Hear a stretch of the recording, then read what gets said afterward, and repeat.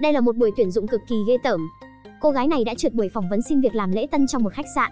Lúc định rời đi, người phỏng vấn lại mời một mình Miji ở lại. Cô còn tưởng rằng mình đã trúng tuyển, nhưng lại thấy người phỏng vấn đưa cho thư ký một tập văn kiện, rồi kiếm cớ bảo anh ta đi ra ngoài. Khi trợ lý vừa đi ra ngoài, người đàn ông lập tức đứng dậy đi tới khóa cửa lại. Trong số những người phỏng vấn hôm nay, thì cô là người mà tôi ưng ý nhất đấy, quay một vòng tôi xem nào. Ông nói gì cơ?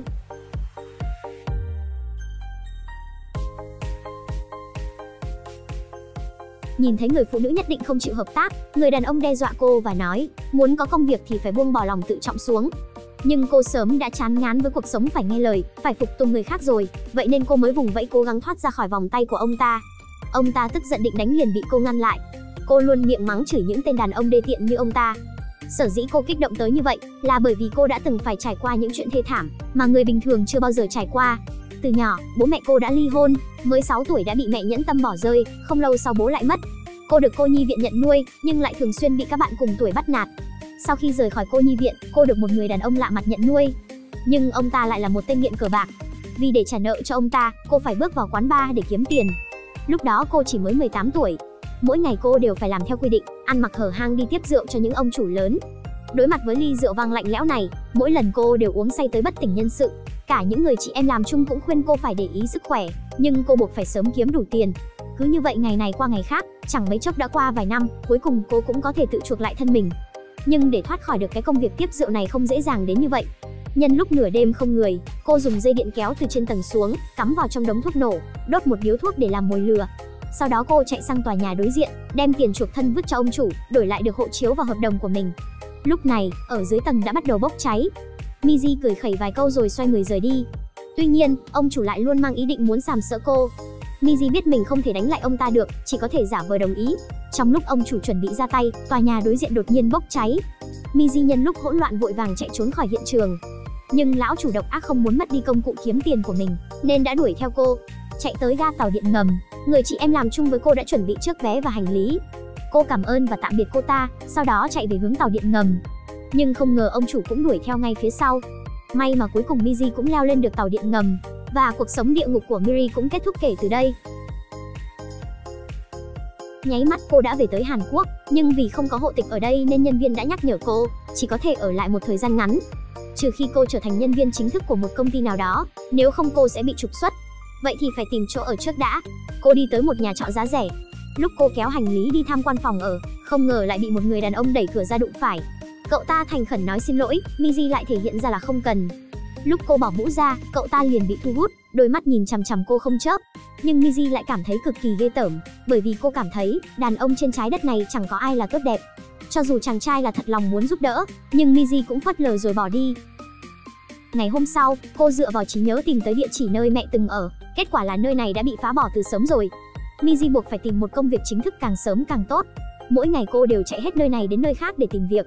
Thu nhập cơ bản của cô đều dựa vào những công việc lặt vặt ở tiệm sửa xe. Có một lần, cô tới khách sạn để tham gia phỏng vấn. 3 người phỏng vấn một lượt. Người phỏng vấn chỉ luôn phỏng vấn 2 người kia, nhưng lại có hứng thú với thân hình của cô. Lúc chuẩn bị ra về, người phỏng vấn yêu cầu một mình cô ở lại. Sau khi đuổi trợ lý ra ngoài, ông ta liền lập tức đứng dậy khóa cửa, sau đó đứng bên cạnh đánh giá thân hình của cô. Ông ta nhìn sơ yếu lý lịch mới biết được, Miji không có học lực, cũng không có người nhà, hơn nữa còn phải có một công việc mới có thể ở lại Hàn Quốc. Chính vì vậy, ông ta bắt đầu động tay động chân với cô, trắng trợn yêu cầu Miji vứt bỏ lòng tự tôn, có như vậy mới có thể cho cô làm việc ở khách sạn. Miji không chấp nhận, ông ta liền giơ tay định đánh cô, nhưng lại bị cô đè bẹp lên trên bàn. Bảo vệ nghe thấy tiếng động phá cửa xông vào. Vì để xóa bỏ ngại ngùng, người đàn ông mới nói dối rằng vì để có được công việc mà Miji đã cố ý dùng sắc đẹp quyến rũ ông ta. Miji không kiềm chế được tiến lên định ra tay. Bảo vệ thấy thế liền đẩy cô ngã xuống đất. Miji bị oan mà không thể nói, cô chỉ có thể rời đi trong sự tủi nhục. Đi tới nhà vệ sinh, cô bật khóc để trút bỏ hết sự tủi thân trong lòng. Dù hiện thực có khó khăn hơn nữa, cô cũng quyết không bước lại trên con đường bẩn thỉu đó một lần nữa. Sau khi rời khỏi khách sạn, trời lại đột nhiên đổ cơn mưa to. Không ngờ người con gái có thân hình gần như hoàn mỹ và khuôn mặt xinh đẹp lại rơi vào tình cảnh như này. Mà ông trời lại luôn thích trêu đùa con người. Một chiếc xe hơi đang lao đến va chạm với Miji. Người đàn ông xuống xe quan tâm hỏi han cô nhưng lại bị cô đẩy ra. Trong lòng cô nghĩ đàn ông đều không có thứ gì tốt đẹp cả, vậy nên cô đứng dậy, dùng tiếng Nhật mắng ông ta vài câu rồi rời đi. Nhưng người đàn ông lại vội vã đuổi theo cô. Hóa ra ông ta là giám đốc của một khách sạn, đang đi ký kết hợp đồng cho công ty, mấy phút trước vẫn còn đang lo lắng không tìm được phiên dịch viên tiếng Nhật. Bây giờ ông ta muốn để Miji làm phiên dịch tạm thời. Lúc bắt đầu, Miji còn tưởng ông ta ham mê sắc đẹp. Sau khi nghe ông ta 5 lần 7 lượt giải thích và mời, Miji mới bán tín bán nghi đi theo người đàn ông tới công ty. Nhìn những tờ báo được dán ở trên tường, lại nhìn thấy thiết bị và các loại huy chương trong phòng làm việc, Miji dần dần giảm bớt phòng bị với người đàn ông. Hai người nói chuyện công việc, lúc nghe thấy người đàn ông muốn mời cô làm công việc tạm thời này vài ngày, cô lại không còn hứng thú. Bởi vì cô muốn một công việc chính thức để có thể ở lại lâu dài ở Hàn Quốc. Biết được yêu cầu của Miji, người đàn ông này cũng muốn làm anh hùng cứu mỹ nhân. Nhưng các khách sạn lớn có yêu cầu rất nghiêm khắc về trình độ học vấn. Người đàn ông cũng lực bất tòng tâm. Nghe đến đây, não Miji liền nảy số, lập tức nói dối rằng mình đã tốt nghiệp trường đại học Tokyo. Lúc cô chuẩn bị rời đi thì thực sự đã được gọi quay lại. Người đàn ông nói, khách sạn cần nhất chính là những nhân tài có học lực cao. Kể từ giây phút này, người đàn ông trước mắt này sẽ thay đổi vận mệnh của Miji. Mặc lên bộ đồ nhân viên của khách sạn, cô gái có đường cong quyến rũ đã sẵn sàng cho công việc, nhưng cô không hề biết, tiếp theo đây, cô sẽ phải phục vụ cho một người đàn ông Nhật Bản vô cùng khó tính. Cô kìm nén sự sợ hãi trong lòng. Vừa mới tới tầng dành cho khách hàng, một người đàn ông lạ mặt liền nhắc nhở cô phải hết sức cẩn thận. Miji lại càng thêm lo lắng. Nhưng cho dù có xảy ra chuyện gì, cô cũng phải giữ được khách hàng Nhật Bản đầu tiên này. Cô lấy hết dũng khí bước vào trong phòng, giả vờ bình tĩnh đi về phía phòng khách. Tới trước mặt khách hàng, nhìn thấy tâm trạng của người đàn ông không tốt, tổng giám đốc nhanh chóng giới thiệu nói, đây là nhân viên tiếp đón khách mới của chúng tôi, cô ấy đặc biệt tới đây để tiếp đón ngài.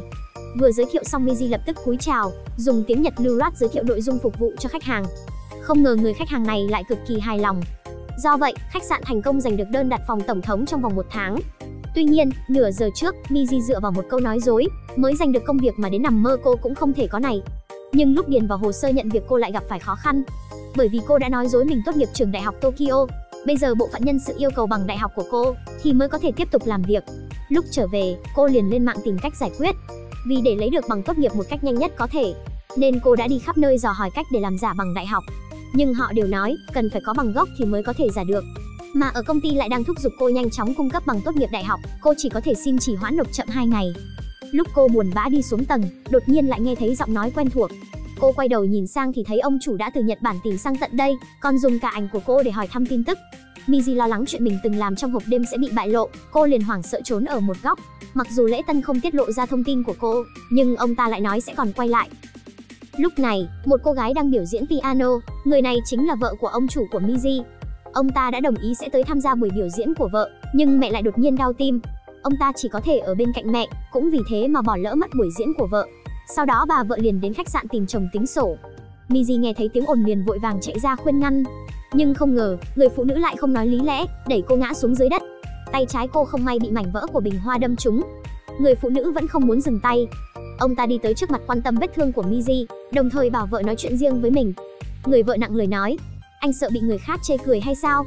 Hóa ra người phụ nữ có một người bố giàu có, khách sạn này cũng là một phần sản nghiệp của bố vợ. Giang Mi Ưng đảm nhận chức tổng giám đốc ở đây. Cuộc hôn nhân của hai người đơn thuần chỉ là một cuộc giao dịch, cuộc sống vợ chồng cũng không hề có tình cảm, mà người phụ nữ này cũng không chịu nổi kiểu cuộc sống vợ chồng như này nữa, vì thế mới đề nghị ly hôn với Giang Mi Ưng và dọa sẽ để ông ta ra đi với 2 bàn tay trắng. Trước đây, lời đề nghị ly hôn này cũng đã từng nói rất nhiều lần rồi, nhưng không ngờ, lần này Giang Mi Ưng lại đồng ý. Điều này khiến người vợ cực kỳ kinh ngạc, bởi vì cô ta vẫn luôn nghĩ rằng người đàn ông này tham lam tài sản của cô ta, nên sẽ tuyệt đối không ly hôn với cô. Ngày hôm sau, bố vợ gọi Giang Mi Ưng tới nói chuyện. Mặc dù bố vợ không quản nổi chuyện hôn nhân của con gái mình, nhưng ông ta cũng nói chuyện đó không liên quan gì tới công việc. Do đó, Giang Mi Ưng cũng sẽ không bị cắt chức vị trí tổng giám đốc. Ở bên này, Miji vẫn đang tiếp tục tìm người giải quyết chuyện bằng tốt nghiệp. Nhưng trong thời đại internet như ngày nay, rất ít người dám làm giả. May mắn thay, Giang Mi Ưng đã giúp cô đưa ra bằng chứng. Bộ phận nhân sự nói, chuyện bằng tốt nghiệp của cô không cần gấp. Lúc Miji tan làm về nhà vừa hay gặp phải Giang Mi Ưng, vậy nên Miji liền cảm ơn chuyện anh đã giúp cô chuyện bằng tốt nghiệp. Sau đó, hai người nói chuyện với nhau khá lâu. Mi Ưng tâm sự về hoàn cảnh của mình và tình cảm với vợ. Miji cũng kể về quá khứ của mình. Vài ngày sau, bộ phận nhân sự lại giục hỏi bằng tốt nghiệp của cô. Bởi vì Miji không đưa ra bằng tốt nghiệp được, nên bộ phận nhân sự đã khuyên cô thôi việc theo quy định. Cô cũng chỉ có thể không can tâm rời khỏi khách sạn. Lúc đi ra khỏi thang máy lại va phải một người phụ nữ mặc áo trắng, cô ta liên tục nói xin lỗi. Khoảnh khắc cô gái đi vào thang máy, Miji lại bất ngờ phát hiện, cô ta hình như là bạn tốt hồi ở trong cô nhi viện với mình là Hisu. Vậy nên cô liền đuổi theo sau, không ngờ lại nhìn thấy cô ta với trưởng bộ phận nhân sự nói chuyện thân mật. Chuyện cô có thể ở lại khách sạn cuối cùng cũng có hy vọng rồi. Đợi lúc cô ta ra ngoài, Miji lại tiếp tục đi theo. Cô đã đi theo rất lâu rồi nhưng vẫn không dám tiến lên xác nhận. Lúc hai người cùng ngồi trên xe buýt, Miji cố ý đụng phải tài liệu của một người đàn ông, do đó thu hút được sự chú ý của Hisu. là Miji sao? Người bạn tốt từng ở cùng cô nhi viện ở Nhật Bản cuối cùng cũng nhận ra nhau.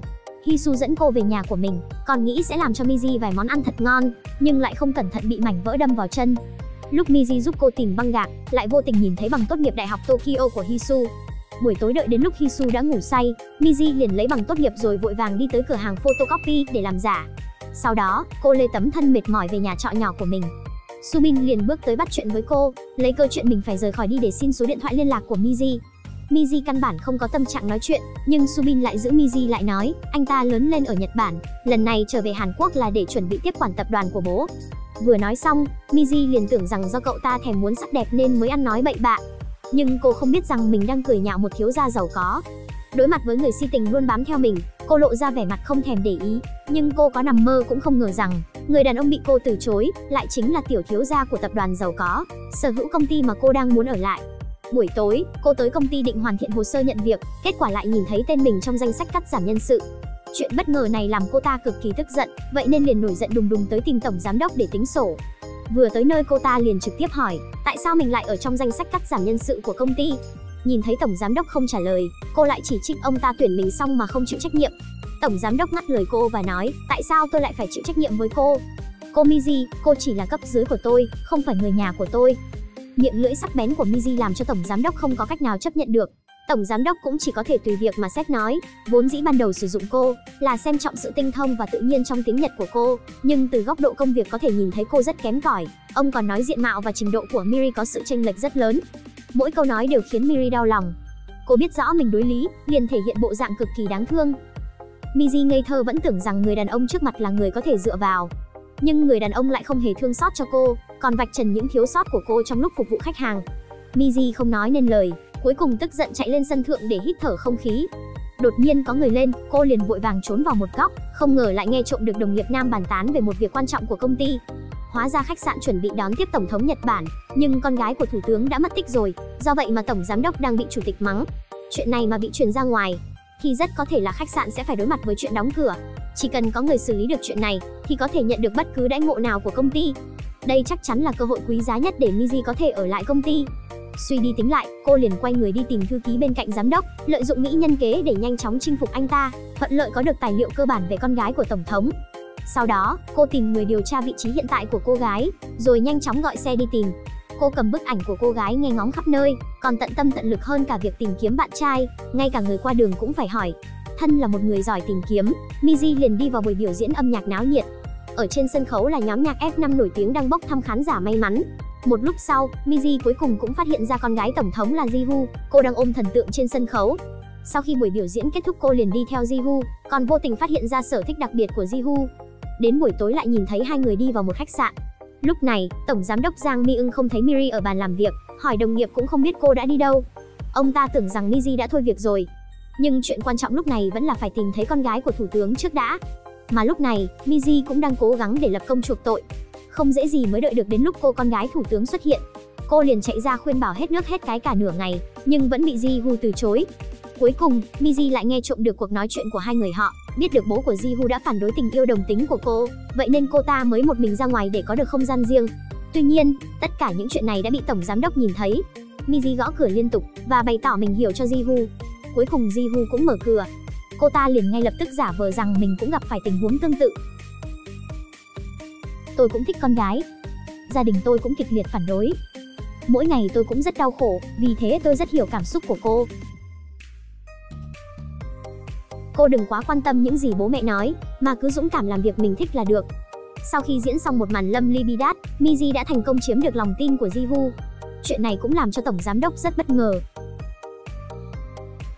Ngày hôm sau, Jiwoo đến buổi họp báo như đã định. Nhìn thấy Miji cũng ở đây, cô ta rất vui vẻ và nói lời cảm ơn chân thành với cô, sau đó bước lên trước trao cho Miji một cái ôm tin tưởng. Tổng giám đốc nhìn thấy cũng an lòng mỉm cười.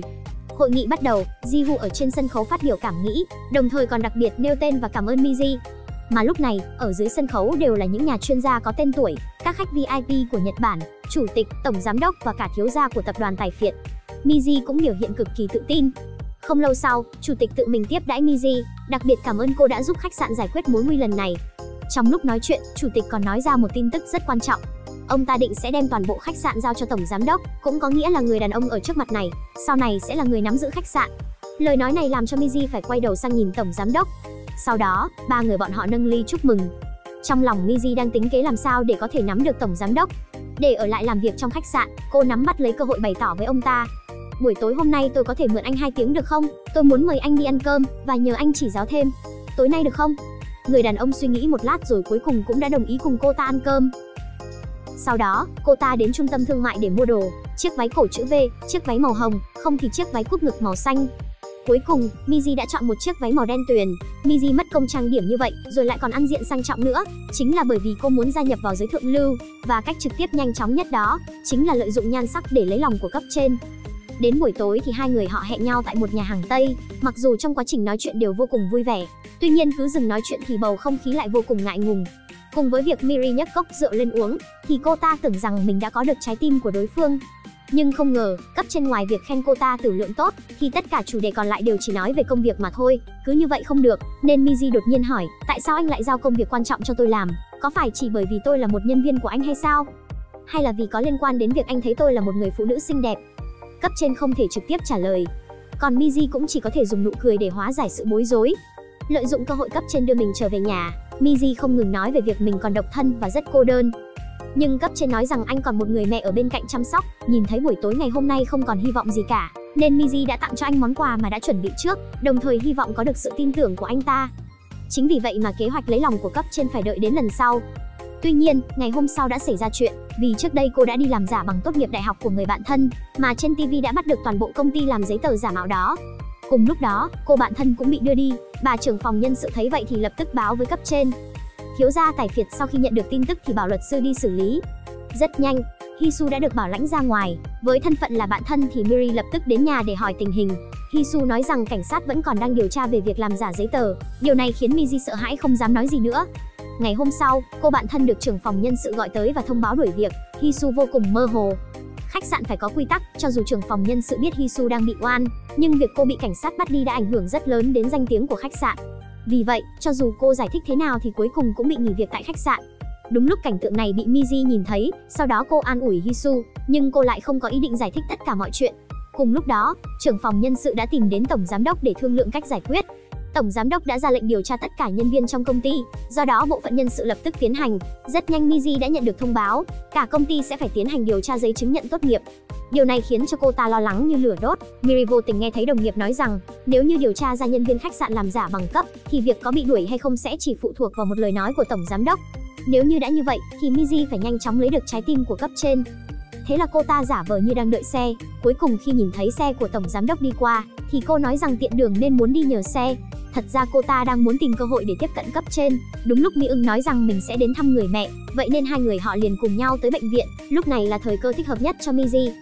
Sau khi đến phòng bệnh thì cô liền nói chuyện với bà lão. Cô còn giúp bà lão thay quần áo sạch sẽ rồi chủ động lau người cho bà. Cảnh tượng này đúng lúc bị Mi ưng nhìn thấy khiến anh đột nhiên nhớ lại quá khứ. So với việc người vợ cũ trước đây chỉ biết làm loạn, thì cô gái trước mặt tốt hơn rất nhiều. Cùng lúc đó, anh ta cũng đã có cảm tình với Miri.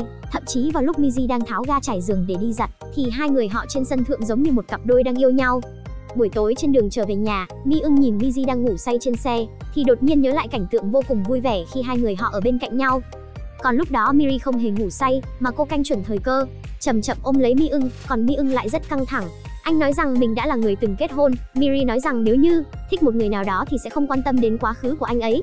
Sau đó Mi ưng quay người lại, nhìn thấy cô gái thấu tình đạt lý dung mạo xinh đẹp đang ở trước mắt, khiến Mi ưng hoàn toàn đã bị rơi vào bẫy. Còn hai người họ cũng từ đó mà xác nhận mối quan hệ. Hai người họ hôn nhau nồng thắm, tham vọng của cuộc đời cũng bắt đầu trào dâng. Miri đã thành công dụ được Mi ưng đưa mình về nhà và có một màn kịch của người lớn. Hai người cũng hoàn toàn xác nhận mối quan hệ yêu đương. Làm xong việc thì họ ngồi nói chuyện bên cửa sổ. Phong cảnh rộng lớn và nguy nga đều ở ngay trước mắt, khiến cho Miri người thiếu cảm giác an toàn cuối cùng cũng được mãn nguyện. Ngày hôm sau, chàng trai nghèo đã triệu tập tập đoàn tiến hành hội nghị, chính thức mua lại khách sạn mà Mi ưng đang làm quản lý. Những ngày tháng sau, lúc ăn cơm ở công ty thì Miri đã nghe thấy đồng nghiệp nói, sau khi khách sạn được thu mua nhất định sẽ mở rộng truyền thông, nên sẽ chuẩn bị tuyển một người mẫu đại sứ. Nghe thấy vậy thì Miri đột nhiên bê phần cơm của mình đi. Đầu tiên cô ta nhân lúc Mi ưng không có ở trong văn phòng, lấy được bằng chứng là trưởng bộ phận nhân sự đã điều tra.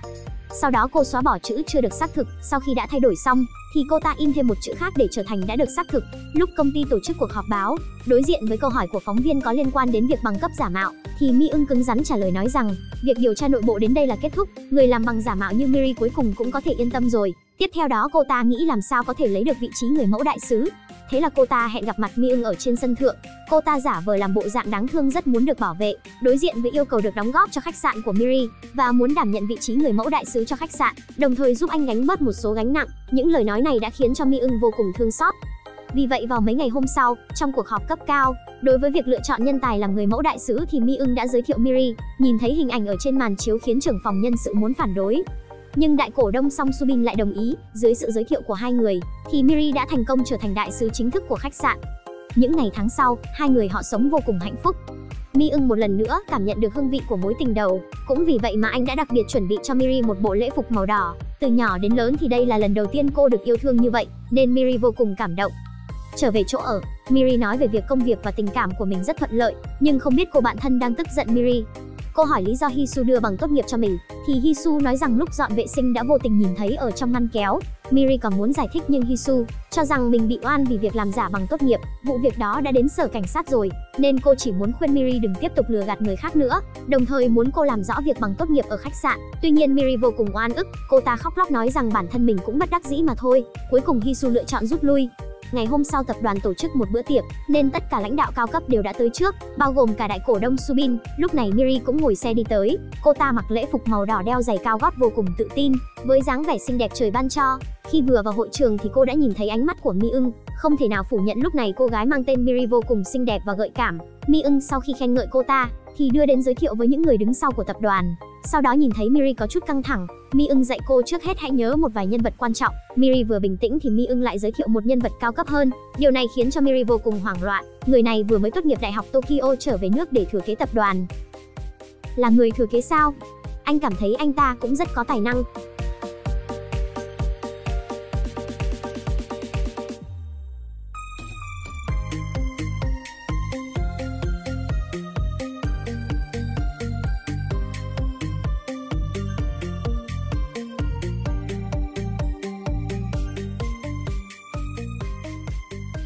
Người phụ nữ đeo giày cao gót, mặc chiếc đầm dạ hội màu đỏ có khí chất hơn người. Cô ta đã hy sinh sắc đẹp của mình, thành công biến tổng giám đốc của khách sạn trở thành bạn trai của mình. Bởi vì chỉ khi có được vị trí cao, thì cô ta mới có thể gia nhập vào giới thượng lưu. Nhưng sau khi nghe thấy người bạn trai giới thiệu khách mời khiến Miri vô cùng kinh ngạc. Hóa ra Soo Bin mới chính là ông chủ đứng đằng sau tất cả, và cũng chính là người thừa kế tập đoàn tài phiệt đã thu mua lại khách sạn mà Miri đang làm việc. Sau khi hiểu rõ về các mối quan hệ thì Miri đột nhiên có một suy nghĩ đen tối. Vì không muốn quan hệ của mình và tổng giám đốc bị bại lộ, nên cô ta đã nhanh chóng trốn khỏi hội trường. Sau khi trở về nhà, thì cô ta cứ nhớ mãi về hình ảnh đẹp trai của Song Soo Bin. Vì không muốn đi vào vết xe đổ nên cô ta lập tức lên mạng để điều tra, thì quả nhiên phát hiện nhà của Soo Bin có các doanh nghiệp tiền tỷ trên toàn thế giới. Thông tin này vượt quá khả năng tiếp nhận của Miri. Cô nhớ lại những lời mà Soo Bin đã từng nói với mình, tôi từ Nhật Bản trở về, rất nhanh tôi sẽ thừa kế tập đoàn của gia đình. Hóa ra những lời mà Soo Bin nói lúc đó đều là thật. Miri hối hận vì đã chọn sai đối tượng. Lúc này Soo Bin đã nhận được điện thoại của bố, ông đặc biệt thúc giục anh hãy sớm kết hôn, nhưng Soo Bin lại trả lời rằng những thứ đơn giản mà nhanh chóng có được thì không có ý nghĩa. Sau khi tắt điện thoại thì Chun Jin hỏi, anh có phải vì một cô gái nào đó mà mới mua lại khách sạn hay không? Soo Bin không hề trực tiếp trả lời. Ngày hôm sau Miri ở công ty, nhìn vào thì có thể thấy cô ta đang có rất nhiều tâm sự. Đột nhiên có người gọi điện thoại tới, là bạn trai hẹn gặp mặt cô ở trên sân thượng. Bây giờ trong lòng của Miri không chỉ có một mình Mi Eun nữa. Mi Eun tìm cô để nói rằng sau khi thu mua lại khách sạn thì công việc có rất nhiều, vì vậy nên anh sẽ không có thời gian nhiều ở bên cạnh cô. Còn Miri lúc này đang nghĩ tiếp theo đây phải làm sao để tiếp cận Soo Bin. Điều này đúng ý của Miri rồi. Buổi tối hai người họ hẹn nhau uống rượu thì xuất hiện nhiều bất thường. Miri trực tiếp dò hỏi về Song Soo Bin. Người đàn ông cảm thấy có gì đó không đúng, nhưng anh vẫn nói hết tất cả những điều mà mình biết về anh ta. Nhìn thấy Miri không tập trung vào buổi hẹn thì Mi Eun đề xuất hãy về nhà uống. Miri biết đối phương muốn gì nên đã cố tình từ chối, nói rằng hôm nay mình đến tháng. Không được, hôm nay em không thoải mái lắm. Lần sau nhé. Bởi vì có quan hệ với Chun Jin mà Hisu đã được Soo Bin tuyển dụng vào tổng công ty, rồi sắp xếp cho cô phụ trách công việc giữa tổng cục và khách sạn. Cũng đặc biệt đến khách sạn để quan sát Miri. Ngày hôm sau Miri trước giờ chưa bao giờ ăn sáng lại đột nhiên dậy sớm để làm đồ ăn. Điều này khiến cho Hisu vô cùng kinh ngạc. Hai người họ vừa ăn vừa nói chuyện, đột nhiên cô nghe thấy việc Hisu đã được Subin điều đến tổng công ty. Miri rất nhanh đã có phản ứng, cô nói rằng mấy người họ có thể chúc mừng Hisu. Đầu tiên là cùng nhau đến xem đánh bóng chày, cả trận đấu có người thì vô cùng vui vẻ nhưng có người thì lại rất buồn.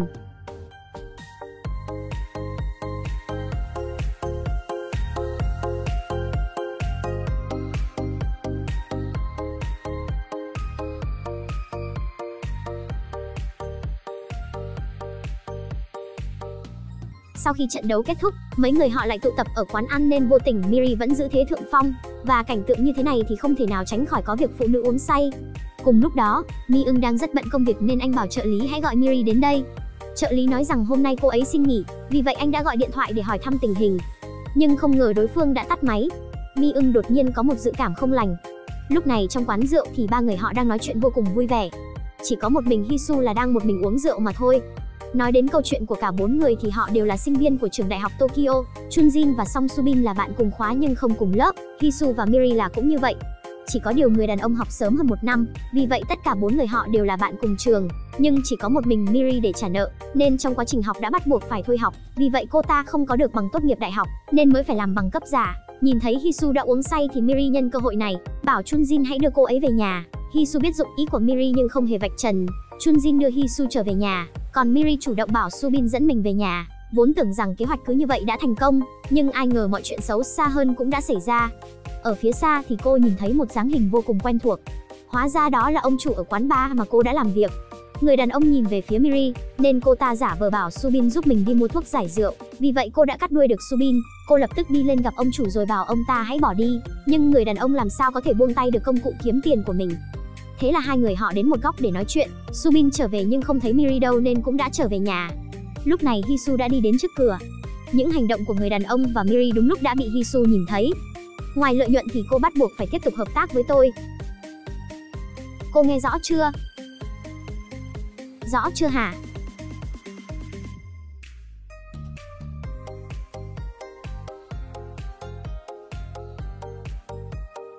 Miriko đau đớn trở về nhà và ngồi trong nhà vệ sinh bật khóc. Hôm sau trong lúc ăn sáng thì bạn thân hỏi cô, nhưng không ngờ lại bị cô mắng và cảnh cáo không được nói cho người khác. Nói xong, cô liền bỏ đi làm luôn, nhưng ở trên đường lại nhìn thấy một chiếc xe mô tô. Lúc này cô mới nhớ ra đây là chiếc xe mô tô của Subin, nên muốn ngồi lên để thử cảm giác nhưng cô vô tình lại khiến chiếc xe bị đổ. Bảo vệ lên báo cho Subin, nhưng anh sau khi biết là do cô làm thì còn mời cô cùng đến gara sửa xe. Đúng là kết quả mà cô mong muốn. Ngay sau đó họ hẹn thời gian để gặp mặt. Vừa đến công ty thì cô liền bị Mi-ưng hẹn ra nói chuyện riêng. Anh hẹn cô khi làm việc xong thì cùng mình đi đến thăm mẹ anh. Cô không do dự mà đồng ý. Điện thoại cô lúc này có người gọi đến, là Subin. Cô chỉ đành từ chối vài câu rồi lập tức rời đi. Cô hoảng hốt vừa đi vừa nghe điện thoại, sau đó lại gấp gáp đi đến trạm tàu điện. Nhưng lúc này cô lại cố tình tắt điện thoại. Rất nhanh sau đó, cô đã gặp Subin và cùng anh đi đến gara. Lúc này cô lại nghe thấy anh sắp chuyển công tác tới đảo Jeju, nên trong đầu cô lại có tính toán. Cô chủ động đưa anh đến ăn ở quán ven đường và thể hiện ra những hành động ân cần. Lúc này, cô cũng quên luôn cuộc hẹn với bạn trai. Mi-ưng gọi bao nhiêu cuộc thì cô cũng không bắt máy, nên anh chỉ đành đến thăm mẹ một mình. Bên này hai người còn đang cười đùa vui vẻ. Sau đó vì không yên tâm nên Mi-ưng lập tức ra ngoài tìm cô. Vừa hay lúc này hai người họ vẫn đang ở đó. Mi-ưng vừa đến thì liền thấy Miri đang đi cùng người đàn ông khác. Mà khi Miri quay lại cũng vừa hay nhìn thấy Mi-ưng đang ở trong xe. Cô hoảng hốt và lập tức đi vào xe của anh và chủ động bắt chuyện. Mi-ưng hỏi tại sao cả ngày nay cô tắt máy, thì Mi-jin lập tức rút điện thoại ra và giả vờ như không biết điện thoại đã hết pin. Dường như Mi-ưng cũng nhận ra bản thân đã bị cắm sừng. Anh hỏi cô có phải là đã hối hận khi quen mình không? Không thể không nói là gần đây cô cũng có chút thay đổi. Cô lập tức thái độ trước và trách bạn trai qua cầu rút ván. Trong lúc hai người họ đang cãi nhau thì Subin lại xuất hiện. Miri vì sợ mọi chuyện bại lộ, cho nên lập tức quay sang ôm lấy anh và hôn, nhưng anh lại né tránh. Ngay sau đó, cô liền nói anh đã thay đổi rồi lấy cớ giận dỗi rời đi. Hôm sau, Mi-ưng nghe được Miri không đến công ty, ngay sau đó anh liền gọi cho cô, thì cô bảo mình bây giờ đang ở đảo Jeju để lấy lại tinh thần, nhưng thật ra lại là lấy cớ gặp Subin. Mi-ưng nghĩ rằng hôm qua mình đã làm tổn thương đến cô, nên lập tức đi đến đảo Jeju để tìm Miri. Lúc này hai người ở đảo đang chơi đùa rất vui vẻ, vì để nhanh chóng có được đối phương, mà cô cùng anh chơi hết trò chơi mạo hiểm đến đua xe, rồi ra biển nghịch nước. Họ cùng nhau chơi tất cả những trò chơi yêu thích. Tối đến hai người lại cùng nhau nói chuyện. Miri nói chuyện một lúc thì liền khóc khiến anh không chịu nổi mà ôm lấy cô vào lòng. Sau đó thì hai người quay về khách sạn. Trong lúc Subin chuẩn bị đi tắm thì Mi-ưng cũng đã đi đến. Anh ấn chuông cửa thì cô không do dự mà mở cửa, nhìn thấy là anh khiến cô vô cùng bất ngờ. Ngay sau đó thì lập tức ôm lấy anh và kéo anh ra ngoài đi dạo. Mi ưng nói ra nỗi nhớ mong của anh, còn cô thì cũng thể hiện tình yêu của mình. Lúc ôm nhau thì trong lòng cô rất thấp thỏm, bởi vì trong phòng vẫn còn một người đàn ông khác. Cô chỉ đành cùng anh đi dạo một vòng, nhưng vừa đi cô lại vừa sợ đụng trúng Subin. Cuối cùng cô cũng tiễn được Mi ưng đi. Vừa quay đầu thì cô liền bị dọa sợ, hóa ra là Subin nhận được điện thoại bố mình phải vào bệnh viện, nên bây giờ phải lập tức quay về. Ngày hôm sau, cô muốn mang cơm đến cho bố Subin, cô còn chuẩn bị món mà ông thích nhất đó là cua, sau đó còn tận tay bóc cho ông khiến tình cảm của ông cũng tăng lên rất nhiều. Mấy hôm nữa là sinh nhật của Miri nên Subin đã chuẩn bị sẵn mọi thứ, và còn đến giúp trang trí phòng để tạo bất ngờ cho cô. Mà bên này Sang Mi ưng cũng đang thúc giục mọi người chuẩn bị, nhưng hôm sinh nhật cô đang muốn tránh mặt Mi ưng thì lại vô tình đụng trúng anh, nên cô chỉ đành theo anh rời khỏi công ty. Sau đó, anh đưa cô đến một nhà thờ và bảo cô đi vào trước. Ngay khi cô vừa đẩy cửa vào thì cảnh trước mắt khiến cô vô cùng cảm động. Bởi vì từ nhỏ đến lớn cô bị xa lánh, bây giờ có người quan tâm khiến cô vô cùng cảm động. Không có ai là chê sự quan tâm cả. Nhìn người đàn ông trước mắt khiến cô rưng rưng nước mắt, đây mới là biểu hiện chân thực nhất của cô. Sinh nhật vui vẻ. Ngay sau đó cô đã hành động trái theo suy nghĩ của mình. Ngay khi anh lấy chiếc nhẫn ra cầu hôn thì cô lại suy nghĩ lại. Đối diện với những câu hỏi của anh thì cô chỉ đành nói sợ bị đồng nghiệp lời qua tiếng lại, nhưng thật ra cô là đang muốn tìm một người có vị trí cao hơn để dựa dẫm. Mi ưng thấy thế chỉ đành lái xe đưa cô về. Nhưng khi cô vừa mở cửa vào nhà thì nhìn thấy một cảnh khiến người khác cân nín. Miri à? Cậu đừng hiểu lầm chúng tôi chỉ muốn tạo cho cậu bất ngờ. Vậy cậu còn chưa đi sao? Nhận được lời mời của bạn trai thì cô lập tức đi đến quán bar để nhận phỏng vấn với hai giáo sư. Nhưng khi cô vừa quay đầu lại thì nhìn thấy người đàn ông khiến cô cả đời phải sợ hãi. Cô hoảng hốt sợ rằng ông ta sẽ nói ra chuyện lúc trước cô từng làm gái quán bar. Không ngờ người đàn ông trực tiếp đứng dậy và vẫy tay biểu thị gọi cô ra nói chuyện. Cô chỉ đành nói với bạn trai rằng mình cần vào nhà vệ sinh rửa tay một chút, vừa mới đi đến cửa thì đã bị một bàn tay trực tiếp lôi vào. Nghe nói toàn là giáo sư. Tên khốn nạn. Lẽ nào cô không cảm nhận được rằng dạo này ví tiền của tôi ngày càng gầy đi sao? Đưa cho tôi 3 triệu. Để hôm khác chọn địa điểm thích hợp rồi tôi lại nói chuyện với cô. Tôi sẽ đưa, xin anh đừng làm loạn nữa.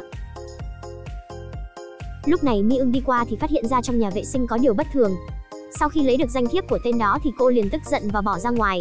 Vừa ra ngoài lại gặp phải Mi ưng, nên cô chỉ giả vờ chào hỏi rồi rời đi. Nhưng cô vừa ra khỏi nhà vệ sinh thì người đàn ông kia cũng từ đó ra. Trong tức khắc anh liền nhớ lại tướng mạo của tên đó. Hóa ra mấy ngày trước cô vừa từ chối lời cầu hôn của anh. Về nhà thì Miri nhìn thấy bạn thân và người đàn ông đang theo đuổi cô có những hành động bất thường. Subin nhanh chóng giải thích mà cô bạn thân cũng góp lời. Cô nhìn thẳng vào hai người nhưng không nói gì hết, khiến cả hai càng rối và càng giải thích. Cô không thèm nghe mà bắt anh phải rời đi ngay lập tức. Sau khi Subin bị đuổi đi thì bạn thân liền nói, đúng là mình thích anh ta nhưng không phải như cô đang nghĩ. Nhưng Miri không thể tin lời bạn thân, mà nói bạn thân là đang đạo đức giả. Hai người cứ như thế mà giận dỗi nhau. Nhưng ngày hôm sau cô đã đi hẹn hò cùng với Subin. Anh lập tức xin lỗi chuyện của hôm qua, còn cô thì cố ý nói rằng mình thấy hai người thân mật. Như vậy thì bản thân có chút khó chịu. Lời này khiến anh càng chắc chắn thêm tình ý của cô. Sau đó anh trực tiếp tỏ tình với cô luôn. Miri thực sự vui mừng khi nghe thấy điều này, nhưng cô lại giả vờ nói rằng đây là lần đầu tiên mình được tỏ tình như thế. Mà cô vừa đồng ý quay lại với anh xong thì Mi ưng liền gọi điện thoại tới. Hóa ra là anh đã tìm được công việc tốt hơn cho cô. Anh muốn cô lập tức tới quán bar để gặp. Chuyện tốt kia đã hoàn thành xong nên cô lập tức rời đi. Vừa đến quán bar ngồi xuống xong thì cô liền đụng trúng người đàn ông mà mình không bao giờ muốn gặp. Cảnh đằng sau chính là cảnh ban nãy của bộ phim. Sau khi tiễn được hai người kia đi, lúc cô rời đi thì tên đàn ông kia cố tình đụng trúng cô. Sau đó, anh liền hỏi Miri đó là ai, nhưng cô nói là không quen biết, nhưng điều này lại càng khiến anh muốn điều tra rõ. Hôm sau khi buổi họp kết thúc thì anh cố tình hỏi bạn thân, mấy hôm trước cô bị bệnh sao rồi, nhưng cô lại nói rằng mình chưa hề bị bệnh. Mi ưng đã nhận ra Miri nói dối. Hôm sau anh lại đến quán bar thì lại gặp người đàn ông hôm trước, vì để tìm hiểu rõ quan hệ của anh ta và Miri, nên anh đã mời anh ta đến phòng làm việc để nói chuyện. Nhưng hắn ta cũng rất thông minh nên chỉ nói rằng cô nợ anh ta một khoản tiền, và không hề tiết lộ chuyện cô từng làm gái tiếp rượu ở quán bar. Sau khi trao đổi danh thiếp thì hắn ta liền rời đi. Mi ưng suy nghĩ một hồi cuối cùng vẫn quyết định phải giúp đỡ cô bằng mọi giá. Mà cùng lúc này cô đang cùng Subin vui vẻ với nhau. Còn quá đáng hơn nữa là Subin đã đưa cô về gặp bố mẹ mình, mà cô cũng không hề ngần ngại. Sự thể hiện của cô khiến bố mẹ của Subin đánh giá rất cao. Sau khi tiễn hai đứa con đi thì bố mẹ của anh quyết định phải lập tức đính hôn. Vì không liên lạc được với Miri nên anh đến nhà tìm. Mi ưng nói chuyện Hisu về quan hệ của mình và Miri. Anh cũng biểu hiện rằng mình muốn cưới Miri làm vợ. Bạn thân nghe xong vừa kinh ngạc vừa ngưỡng mộ. Sao lại có người đàn ông yêu Miri thật lòng như vậy? Nhưng bạn thân lại nghĩ đến chuyện cô một chân đạp hai thuyền.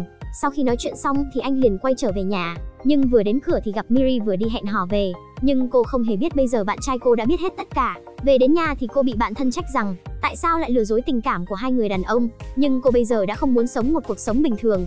Cô không hề muốn đặt tình yêu lên vị trí đầu tiên. Mi Ưng cầm tấm danh thiếp người đàn ông kia đưa rồi ngồi trong phòng trầm mặc. Hôm sau, qua lời đồng nghiệp, thì cô biết được bạn trai và tên đàn ông kia đã nói chuyện với nhau. Cô lo sợ rằng quá khứ xấu hồi trước bị lộ, nên lập tức đến phòng làm việc tìm Mi Ưng, nhưng đồng nghiệp lại nói với cô rằng anh có việc nên phải ra ngoài xử lý. Nghe xong thì cô liền liên lạc với người đàn ông kia, tên đó cũng nói cô đang nợ hắn một khoản tiền. Sau khi nói xong địa điểm gặp mặt thì liền tắt điện thoại. Hóa ra Mi Ưng thực sự đến gặp hắn ta và đưa cho hắn một tờ ngân phiếu.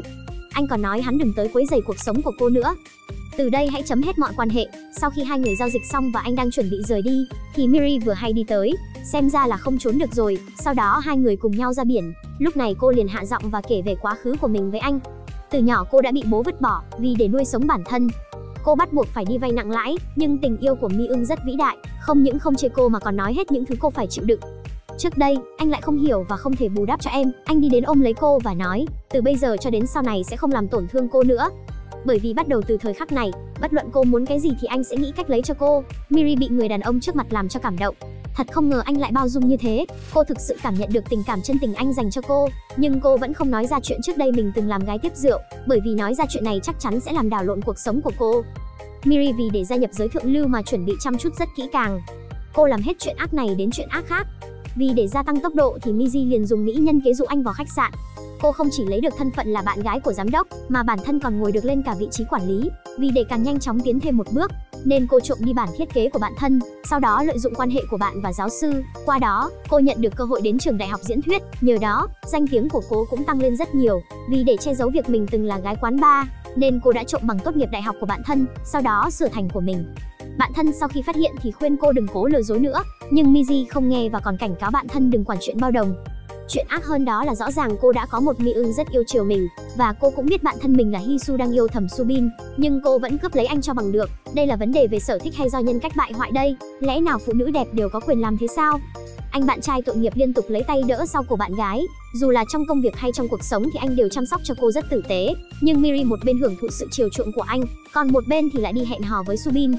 Và người khổ nhất chính là hai người đàn ông. Hôm đó, Subin quyết định mua nhẫn đến cầu hôn với Miri, mà Mi Ưng cũng định làm chuyện tương tự. Hai người vừa hay đụng mặt nhau, họ không biết rằng mình đang có cùng một người phụ nữ, cho nên mới xuất hiện đoạn hội thoại này. Anh Mi Ưng cũng mua nhẫn đính hôn sao? Đúng vậy, tôi chuẩn bị cầu hôn người yêu. Còn em, chắc là bạn gái của em hẳn là rất đặc biệt.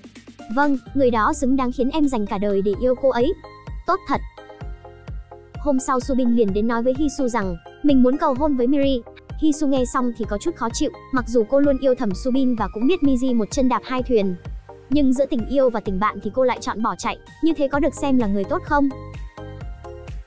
Hôm đó Hisu đang trình chiếu bài diễn thuyết mình thiết kế, để mang đến công ty làm báo cáo. Cô dùng năng lực chuyên ngành của mình để cố gắng hoàn thành tốt hạng mục lần này. Quả nhiên, cô nhận được sự công nhận của mọi người. Cho dù là nhân phẩm hay năng lực thì cô đều tốt hơn Miri rất nhiều. Lúc ở nhà Hisu thường xuyên khuyên Miri đừng tiếp tục lừa dối nữa, như thế sẽ khiến cuộc sống cô khó khăn hơn. Nhưng Miri không hề nghe, mà còn nói Hisu là đang tỏ ra đạo đức giả. Hôm đó, cô đem theo sản phẩm của bạn thân đến diễn thuyết, còn anh đem theo hoa tươi đến định tặng cho cô. Nhưng đến nơi thì chẳng thấy ai, hóa ra cô đã đi theo Subin. Mi Ưng gọi điện thoại tới hỏi cô đang ở đâu. Cô lập tức nói dối rằng bị học sinh đưa đi liên hoan. Nói thế anh cũng tin cô. Nhưng lúc anh mời các giáo sư tới uống rượu, thì qua miệng một cậu học sinh liền biết không hề tổ chức buổi liên hoan nào, mà cảnh tiếp theo thật khó dùng lời để tả.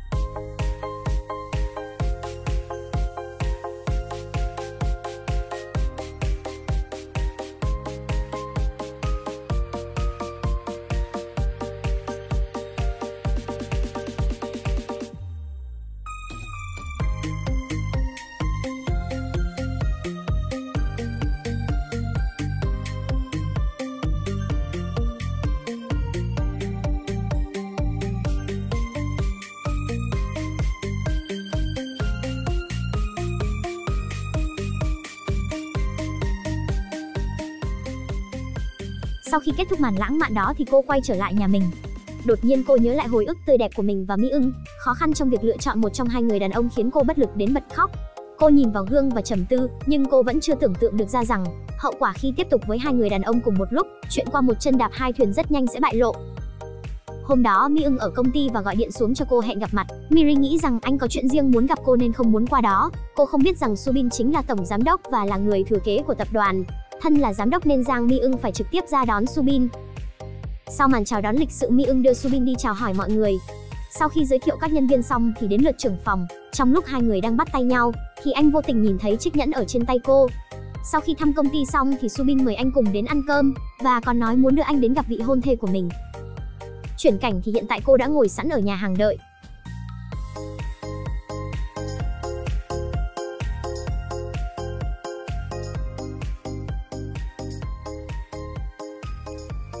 Theo như đã hẹn, Miri đi đến tầng 20 của nhà hàng.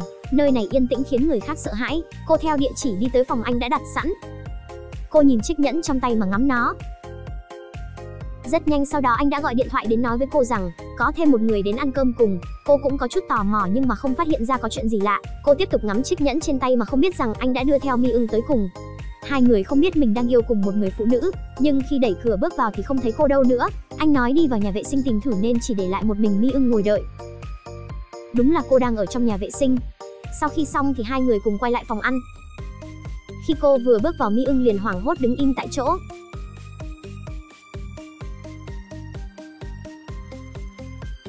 Đến lúc này anh vẫn không tin nổi mình lại bị cô cắm cho một chiếc sừng. Vì biết rõ Miri nên không khí đột nhiên trở nên ngượng ngùng. Ba người cùng nhau dùng bữa ăn, còn không ngừng liên tục giới thiệu cô. Anh còn nói với cô vài ngày trước còn gặp Mi Ưng đi mua nhẫn. Nghe xong cô liền bị giật mình đến nỗi đổ rượu vào người anh. Anh chỉ đành ra ngoài thay áo khác. Nhân lúc anh vừa ra ngoài thì Mi Ưng liền tức giận và hỏi rốt cuộc hai người bắt đầu từ bao giờ. Miri liền trả lời là đã từ rất lâu. Cô còn nói sợ cả hai bên đều thay lòng nên chưa chính thức với bên nào hết. Lời của cô khiến anh không biết phải trả lời thế nào. Khi Subin quay lại, Mi Ưng nhìn thấy hai người ân ái trước mặt khiến anh nghiến răng nghiến lợi. Khó khăn lắm bữa cơm mới kết thúc, anh vẫn còn giơ tay ra muốn bắt tay với đối phương. Cuối cùng anh đi đến bên bờ biển và suy nghĩ. Sau đó anh quyết định đến gặp cô và hỏi lý do. Cô nói so với tình yêu của anh thì cô còn muốn nhiều hơn thế nữa. Vì gặp được Subin khiến cô động lòng. Cô chính là loại người như thế. Sau đó anh hỏi cô trước giờ đã từng yêu anh hay chưa. Cô liền trả lời là chưa từng. Cô mong anh hãy quên cô đi. Trước khi Mi Ưng đi thì mắt Miri đẫm lệ. Anh hãy quên em đi.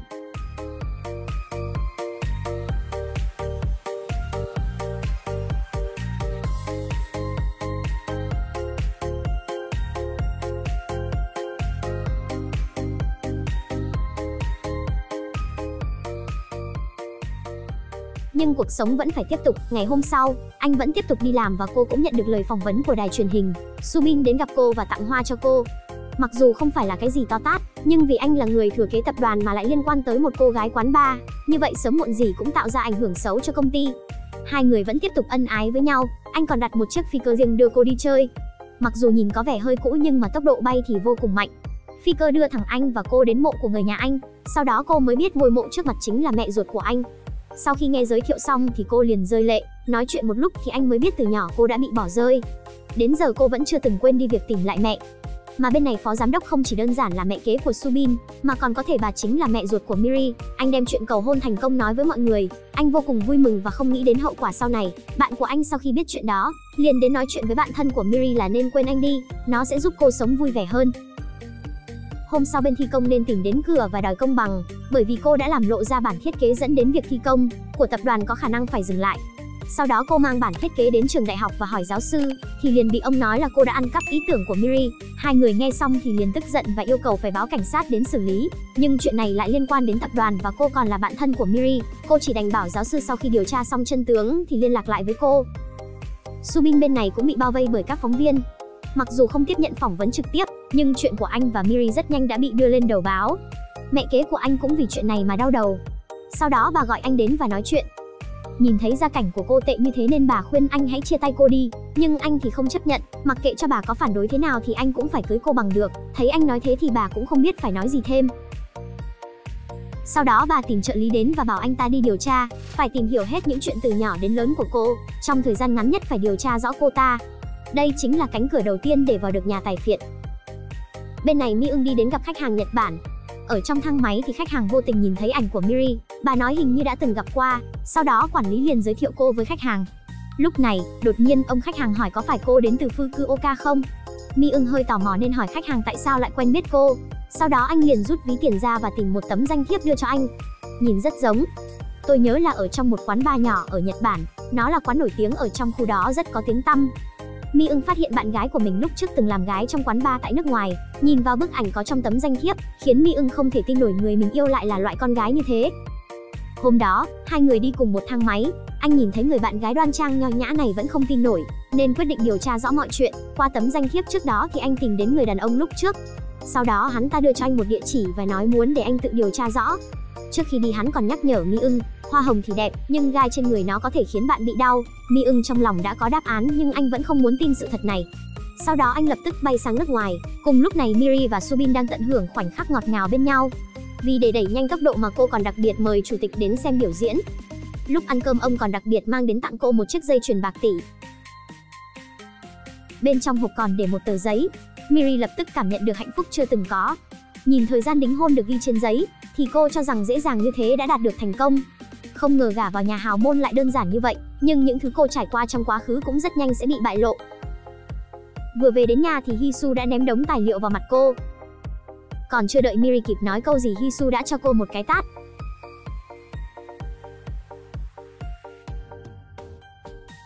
Miri, trộm bằng tốt nghiệp còn chưa đủ sao, vậy mà còn dám trộm bản thiết kế của tôi.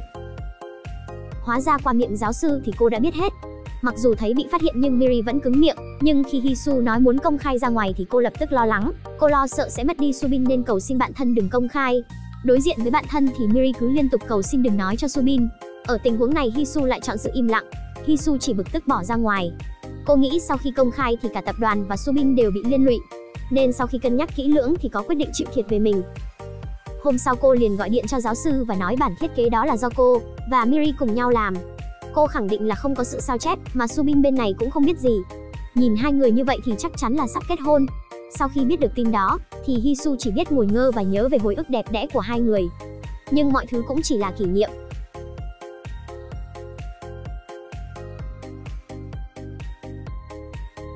Hôm sau, cô quyết định mang thư từ chức đến cho Subin. Vì cô không đưa ra được lý do hợp lý nên anh tìm cách để giữ cô lại. Chunjin cũng không nhịn nổi mà đi đến và nói với cô, thật không tin nổi cô lại giúp cô ta. Vì Subin sao? Tôi không muốn tiếp tục như thế nữa. Trực tiếp nói ra chân tướng, nói rằng cô thích cậu ta, cứ nói thẳng ra là do Miri gây ra tất cả.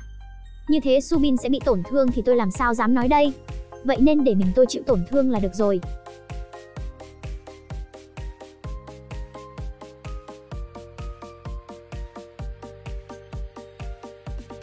Mặc dù Subin đã bao dung với Miri, nhưng lúc này Mi-ưng đã ra nước ngoài điều tra mọi chuyện. Vì để tìm hiểu mà anh đi đến khắp các ngõ đen. Cuối cùng anh cũng nhìn thấy một gương mặt quen thuộc được dán trên đó. Là ai thì cũng khó chịu. Anh không chấp nhận nổi sự thật này. Sau khi ra ngoài thì ở đâu anh cũng thấy hình nóng của cô. Loại đau khổ này chỉ có ai trải qua rồi mới hiểu. Mặc dù sự thật đã bày ra trước mắt, nhưng anh vẫn muốn đến trường đại học để hỏi lại. Người quản lý nói với anh rằng không hề có ghi chép về Miri. Lúc này anh mới biết thì ra trước giờ mình đều sống trong sự dối trá của cô. Sau khi về đến khách sạn, thì anh lập tức muốn loại bỏ hết những thứ liên quan đến cô. Bên này vì để thuận lợi cưới Miri, nên Subin cũng đích thân điều tra quá khứ của cô. Mà mẹ kế của anh bây giờ cũng đã điều tra rõ về cô. Trợ lý nói với cô tất cả, kể cả việc cô bị bỏ rơi từ nhỏ và được nhận nuôi tại Nhật Bản. Sau khi rớt đại học thì làm vũ nữ. Sau đó vì muốn tìm lại mẹ ruột và tránh xa quá khứ đó nên quay về Hàn Quốc. Dưới sự chiếu cố của Mi-ưng mà cô thuận lợi lên làm trưởng phòng. Hơn nữa còn có quan hệ yêu đương với Mi-ưng. Nhưng hiện tại Miri vẫn chưa tìm được mẹ ruột của cô. Sau khi trợ lý báo cáo xong, thì bà đã nghĩ xong cách làm thế nào để khiến cô rút lui. Xin lỗi bác, để bác đợi lâu rồi, thực sự xin lỗi. Không cần đa lễ, ngồi xuống đi rồi chúng ta nói chuyện. Về tướng mạo thì cô là cô gái xinh đẹp như diễn viên. Về body thì khẳng định cô hơn cả những ca sĩ Hàn Quốc. Về may mắn thì cô sắp kết hôn được với con trai nhà tài phiệt giàu có. Nhưng vì quá khứ từng làm gái tiếp rượu 10 năm và thân phận là cô nhi nên cô thường xuyên phải chịu sự bất công. Không dễ gì mới có thể yêu đương với ông chú giám đốc. Và còn sắp lên làm phu nhân giám đốc rồi. Nhưng cô không chịu và không chấp nhận cầu hôn. Mục tiêu của cô là thiếu gia tài phiệt. Cô sắp được sống trong cuộc sống vinh hoa phú quý như mong ước. Nhưng lại gặp trở ngại. Mà những thứ này đều là do cô tự làm tự chịu. Người đầu tiên đến gây rắc rối là mẹ kế của Subin. Vừa đến câu đầu tiên của bà đó là ép họ chia tay. tôi nghĩ cô nên hiểu rõ thân phận của mình đi. Miri hỏi tại sao bà lại ngăn cản hai người họ. Bà lập tức nói ra 3 điều, một là cô nhi và gia cảnh không tốt. Thứ hai, cô từng có quan hệ yêu đương với giám đốc. Thứ ba là cô có quá khứ không sạch sẽ trong 10 năm liên tiếp, cô cảm thấy rất bất công. Bà lấy những thứ trong quá khứ của cô ra để ngăn cản hai người kết hôn là không hợp lý, nhưng mẹ kế vô cùng chắc chắn, nếu như lấy loại con gái như cô về thì sẽ khiến cả tập đoàn bị ảnh hưởng và công ty bị xuống dốc, bà nhất định không cho việc này xảy ra. Cô không chấp nhận chia tay với Subin.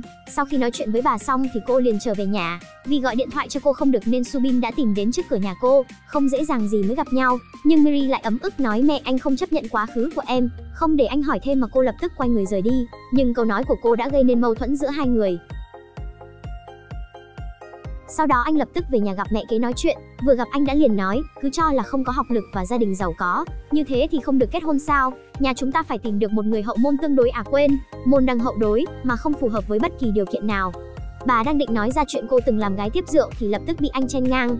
Anh tiếp tục nói với mẹ rằng, cho dù thế nào cũng phải kết hôn với Miri, và anh cũng hy vọng không vì chuyện này mà cãi nhau. Rất nhanh cô đã gây nên mâu thuẫn. Mi Eun sau khi điều tra rõ tất cả về Miri, không những từng làm gái quán bar mà còn làm giả cả bằng đại học. Khi cô lại đến tìm giáo sư thì ông lại bày ra vẻ mặt ngượng ngùng. Là Mi Eun bảo ông đổi người khác. Cô tức giận mắng ông lừa đảo. Sau khi quay về khách sạn thì cô liền thấy video của mình trong thang máy biến mất. Sau đó cô lại nghe các đồng nghiệp bàn tán.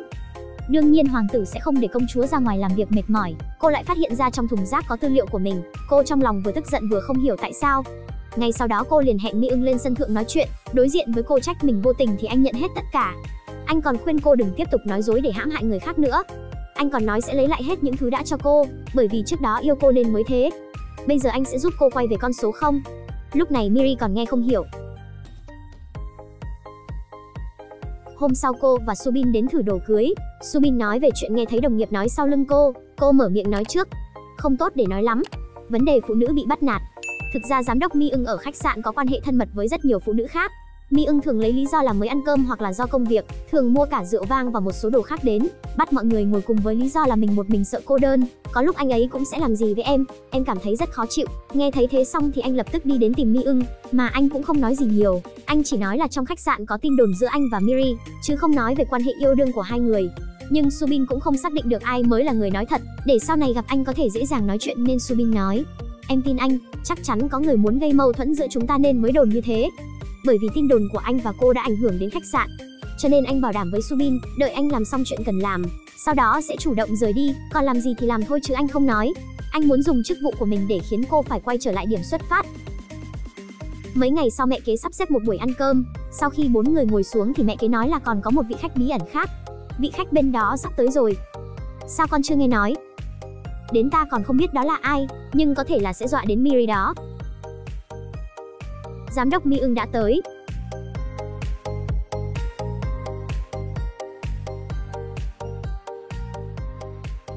Hóa ra là giám đốc nhà hàng và cũng là bạn trai cũ của Miri. Mi Eun chào hỏi chủ tịch bình thường nhưng vẻ mặt của hai người có chút ngượng ngùng. Chắc chắn bà muốn vạch trần cô đây mà. Vừa ngồi xuống thì bà liền hỏi bao giờ anh kết hôn.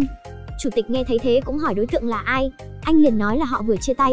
Bà lại tiếp tục dò la người đó tên gì, tại sao lại chia tay. Mi Eun muốn đổi chủ đề nhưng anh lại nhìn vào cô và nói, bạn gái cũ của tôi là người muốn được nhiều người giúp cô ấy hoàn thành nguyện vọng. Có lẽ tôi không đủ năng lực và điều kiện của tôi cũng không bằng cậu ta, bởi vì tham vọng của cô ấy còn lớn hơn nữa nên chúng tôi đã chia tay. Quả là sắp vạch mặt tận nơi rồi mà. Nhưng đột nhiên lúc này chủ tịch phát bệnh và ho liên tục, khiến bữa ăn bị dừng lại. Subin và mẹ kế đưa chủ tịch về phòng chỉ để lại Miri và giám đốc Mi Eun. Họ vừa nói đến chuyện tình cảm thì lập tức bị Subin đứng bên ngoài nghe được. Anh ấy vẫn chưa biết chúng ta hiện tại đã chia tay, còn Subin mới biết được họ chỉ vừa mới chia tay. Mi Eun lại hỏi Miri, cô có thật lòng yêu Subin hay không? Nhưng Miri không trả lời. Nghe đến đây thì tình cảm của Subin đối với cô có chút biến đổi. Trên đường đưa cô về nhà thì Miri liên tục chủ động nói chuyện với Subin, nhưng anh đều trả lời cho có. Qua mấy ngày rồi nhưng anh vẫn chưa thể hoàn hồn. Mấy hôm sau đột nhiên mẹ của Mi Eun qua đời, nên Subin cũng đại diện đến viếng. Lúc ra về lại nhìn thấy người đàn ông kia, thì trong ký ức anh lập tức nhớ lại hình ảnh cô bị người đàn ông đó đuổi. Một bên có quan hệ tình cảm với Mi Eun, một bên lại có quan hệ không rõ với tên đó. Anh cảm thấy có khúc mắc nên lập tức bảo trợ lý đi điều tra. Hôm sau anh hẹn cô ra và hy vọng cô có thể nói ra tất cả. Nhưng không ngờ khi anh nhắc đến hai người đàn ông đó thì cô lại chọn cách che giấu. Ngay sau đó anh liền nói, gần đây công việc có chút bận nên tạm thời đừng gặp nhau nữa. Miri không hiểu, nhưng mấy ngày sau đó cô liên tục chủ động đến tìm hiểu Subin. Điện thoại cô gọi không được mà đi đến tận cửa tìm thì bị từ chối gặp. Subin bên này vẫn luôn điều tra quá khứ của cô. Anh trực tiếp muốn tới gặp Mi Ưng để nói rõ, mà Mi Ưng cũng định công khai mọi thứ với Subin. Sau đó anh liền kể hết chuyện tình cảm của mình và Miri cho Subin nghe, anh cũng kể lại chuyện của mình. Nên ngay sau đó Subin liền đứng dậy đi tìm người đàn ông kia. Ở trong khách sạn thì Miri nghe ngóng được người đàn ông kia đang tìm cô khắp nơi.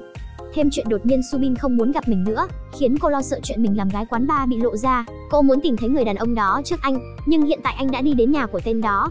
Cô tìm khắp các phòng thì cuối cùng cũng tìm thấy tên đó trước khi Subin. Mục đích cuộc đối thoại của hai người rất rõ ràng, cô thì không muốn mất đi Subin, nên hy vọng người đàn ông có thể giữ bí mật giúp cô. Còn mục đích của hắn ta thì rất đơn giản, đó là muốn bảo vệ cô, bởi vì hắn ta coi cô là người hắn yêu nhất. 10 năm rồi, ngay từ đầu tôi đã không để cô tiếp khách. Mặc dù tôi là làm kinh doanh bẩn, nhưng trước giờ chưa từng để người nào làm nhục cô. Cô năm đó nghĩ rằng tôi nuôi cô lớn là để cô kiếm nhiều tiền thêm cho tôi sao? Cô nghĩ nhiều rồi, không có cô thì quán của tôi vẫn hoạt động bình thường. Tha cho tôi đi. Cô biết tại sao tôi vượt hàng nghìn km để tới Hàn Quốc không? Bởi vì cô đấy. Nghe xong cô chỉ biết quỳ xuống xin ông, chỉ cần ông giúp cô giữ bí mật thì làm gì cô cũng làm, cho dù có là quay lại làm việc hay tiếp khách thì đều được. Lúc này đàn em của hắn đến báo có người tới, hắn nhìn thấy đàn em dễ dàng bị đánh gục. Đối phương nói muốn đưa ông đến gặp một người, Miri ngó ra nhìn thì hóa ra là trợ lý của Subin.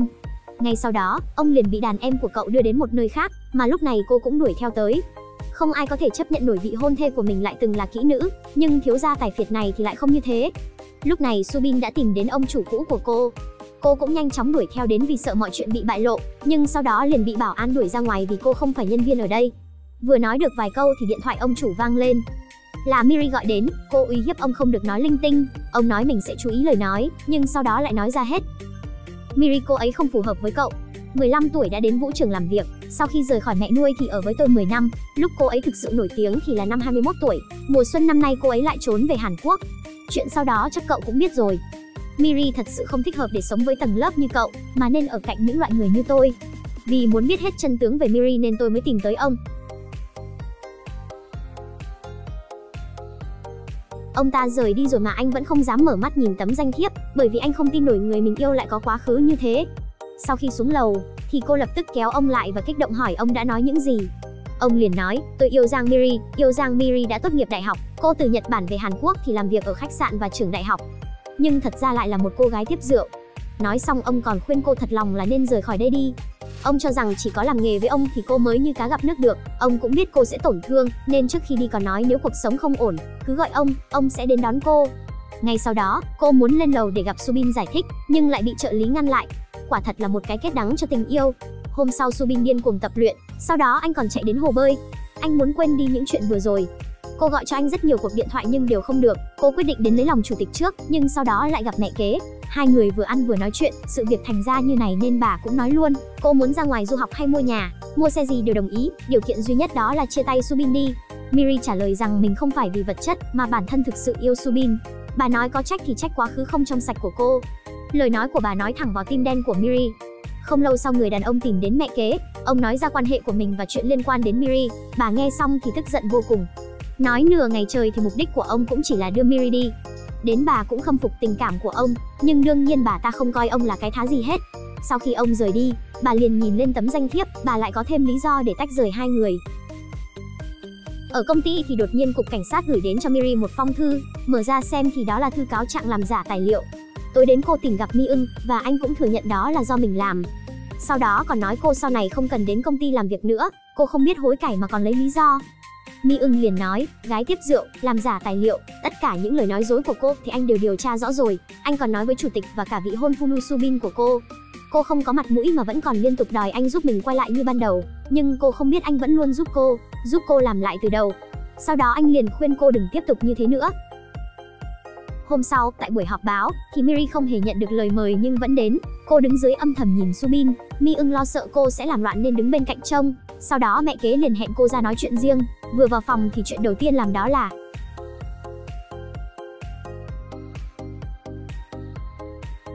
hóa ra cô là loại người như thế. Con xin lỗi mẹ. Đứng lên. Thấy cô vẫn còn mặt dày không chịu nhận nên bà lập tức đánh tiếp. Bà cảnh cáo cô và nói, cô là thật lòng thật dạ yêu con trai tôi sao? Cô rụt rè trả lời rất chắc chắn.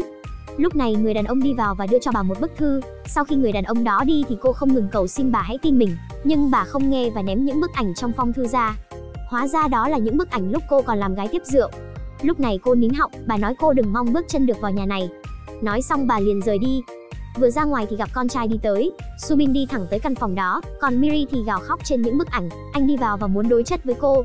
Cô hoảng hốt nhặt những bức ảnh lên, sau đó ôm lấy chúng và chạy ra ngoài. Về nhà thì Miri sợ đến nỗi không nuốt nổi cơm. Bạn thân sau khi biết liền an ủi, nhưng chuyện xấu không ngừng ập tới. Đột nhiên chuông cửa reo thì Hisu ra mở cửa. Nghe thấy là cảnh sát tới khiến cô lập tức hoảng sợ. Hisu cũng cảm thấy ngạc nhiên. Sau đó cô bị cảnh sát đưa đi với tội danh làm giả tài liệu. Hisu lo sợ liên tục gọi cho Chung Jin. Sau đó cậu nói lại chuyện đó cho Subin. Vì ngụy tạo tài liệu cho nên đã bị cảnh sát đưa đi. Anh cũng hốt hoảng và muốn đi giúp cô, nhưng Chung Jin nhắc nhở anh hãy suy nghĩ kỹ một chút, bởi vì việc làm của cô đã ảnh hưởng đến danh tiếng của công ty. Mẹ kế vì chuyện này cũng nổi giận với Mi Ưng và muốn anh nghĩ cách làm sao để tin tức này biến mất. Sau đó bà lại tìm đến con trai và bảo anh ngay lập tức tuyệt giao với Miji rồi công khai hủy hôn với cô ta. Thân là mẹ và cũng là phó tổng của công ty, nên làm như thế không những không gây ảnh hưởng đến công ty mà còn giải quyết luôn người con dâu phức tạp này. Nhưng Subin vẫn kiên quyết với cách làm của mình. Bên này Miri đang bị tra khảo. Luật sư nói với cô rằng cô có thể bị phạt tù đến 1 năm 6 tháng. Trong lúc cô chuẩn bị thừa nhận thì luật sư kịp đi tới. Cô lập tức cảm ơn ông, nhưng ông lại nói cô nên cảm ơn vị hôn phu của mình. Hóa ra là Subin ở đằng sau giúp đỡ, thậm chí đặc biệt mời các cổ đông cũ ở nước ngoài về. Anh mời luật sư giúp cô, sau đó còn thông qua ông để tìm hiểu về quan hệ giữa Miri và mẹ kế. Miri và mẹ kế là mẹ con ruột. Năm đó mẹ của Subin sau khi mất thì bà nội vì đã có một đứa cháu trai rồi nên không muốn có thêm nữa. Chủ tịch vì không muốn có thêm một đứa con gái nên vẫn luôn giấu sự thật này đi, nên từ 9 tuổi Miri đã bị bỏ rơi cho người khác nuôi. Nghe xong anh cũng xem như đã hiểu ra vấn đề, từ nhỏ cô đã bị bỏ rơi, xem ra những chuyện cô phải làm trong quá khứ cũng là bất đắc dĩ. Sau đó anh lại đến tìm bố để hỏi, câu trả lời của ông cũng y như vậy. Anh đi đến nơi mà cô bị bỏ rơi, mà trong đầu còn hiện ra cảnh tượng cô lúc còn nhỏ. Đối diện với gương mặt ngây thơ, thì có lẽ cô là cô bé đáng thương khiến anh còn có chút cảm giác tự trách. Anh không nhịn nổi mà rơi nước mắt. Cùng lúc này mẹ kế lại lần nữa đến cảnh cáo cô và yêu cầu cô ngay lập tức đoạn tuyệt quan hệ với Subin và công ty. Cô đối mặt với bà không biết phải nói gì, nhưng khi bà quay người bỏ đi thì cô liền kêu lên một tiếng mẹ. Vì từ nhỏ bị bỏ rơi nên hiện tại cô gặp lại Subin liền cảm giác như gia đình của mình. Nhưng lần này Miji nói ra sự thật suýt chút nữa còn khiến bà rơi nước mắt, nhưng dù thế nào bà cũng không để cô liên quan đến công ty được. Hôm sau mọi chuyện liền bị lộ, ở dưới công ty đứng đầy phóng viên. Trên TV cũng phát tin tức, thiếu gia tập đoàn có tiếng lại qua lại với gái tiếp rượu, mà trên mạng cũng bắt đầu phát các tin tức liên quan. Vì để giải quyết mọi chuyện nên bà chỉ đành đích thân ra tay. Sau đó bà lập tức mở buổi họp báo và nói rất xin lỗi rằng quan hệ của Miri và Subin hiện tại đang trong trạng thái hủy hôn. Chuyện này đã tạo nên ảnh hưởng với tập đoàn, nên sau khi xảy ra chuyện này lương tâm của Miji trỗi dậy, nên đã quyết định hủy hôn. Cuối cùng là kết thúc, cứ tưởng như thế là đã xong. Nhưng đến Mi Ưng cũng bị phóng viên vây quanh và hỏi về quan hệ yêu đương với Miji. Chuyện làm giả bằng đại học cũng bị lộ ra, nhân viên trong công ty cảm thấy anh rất đáng thương. Giám đốc Giang, Mi Ưng của tôi sao lại gặp phải chuyện này chứ? Nhìn hình ảnh trên TV thì đột nhiên Miji nhớ đến lời Mi Ưng từng nói, để em trở về như ban đầu là trách nhiệm của anh. Lúc này cô mới hiểu là Mi Ưng đang cứu cô. Đột nhiên có người bấm chuông, hóa ra là ông chủ quán bar. Cô hỏi ông muốn làm gì, nhưng ông ta chỉ lấy vali thu dọn đồ và nói muốn cô bay ra nước ngoài với mình. Bỏ chạy. Cái gì? Đứa con gái bị bỏ rơi và người mẹ giàu có của mình gặp nhau sẽ như thế nào? Dưới trời mưa thì cô theo lời hẹn đi đến nhà thờ. Subin muốn cô và người mẹ đã bỏ rơi cô hơn 10 năm gặp lại nhau. Lúc này bà đã tới đây trước, người phụ nữ nói với bà rằng con gái bà hôm nay sẽ tới. Bà nghe xong liền sợ hãi vì không có dũng khí gặp con gái, nói xong liền bỏ ra ngoài. Lúc này hai người đã đi tới nhà thờ. Mẹ! Sao con lại ở đây? Đây là con trai cô sao? Vâng. Cậu ấy chính là vị hôn phu của con gái bà.